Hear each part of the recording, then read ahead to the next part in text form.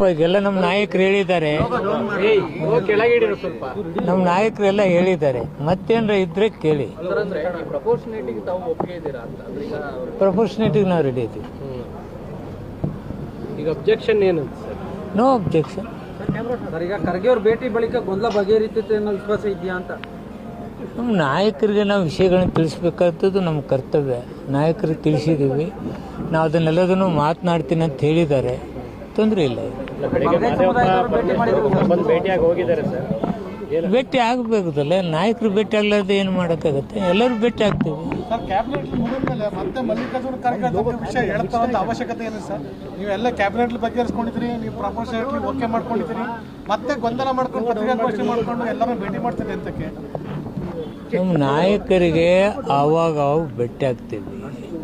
ಆವಾಗ ಇಂಥ ಪ್ರಶ್ನೆಗಳು ಬಂದಾಗ ಚರ್ಚೆ ಬರುತ್ತೆ. ಏನಾಯಿತು ಏನಿಲ್ಲ ಅನ್ನೋದು ಅವ್ರ ಗಮನಕ್ಕೆ ತರಬೇಕಾದ ನಮ್ಮ ಕರ್ತವ್ಯ. ತಂದಿದ್ವಿ, ಅದರಲ್ಲಿ ಏನಿದೆ? ನಮ್ಮ ನಾಯಕರು ಅಂತಂದರೆ ತಪ್ಪ? ಏನು ತಪ್ಪಲ್ಲ.